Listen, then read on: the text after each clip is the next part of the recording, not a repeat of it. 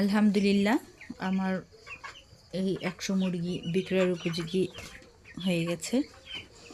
আগামীকালকে থেকে বিক্রি করব।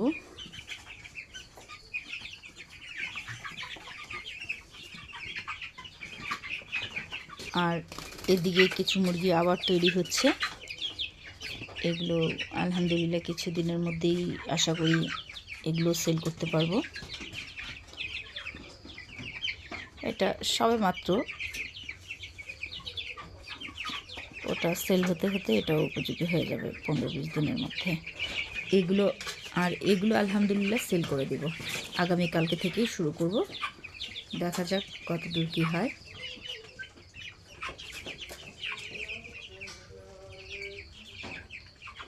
মাশাআল্লাহ মুরগির কালার অনেক সুন্দর হয়েছে,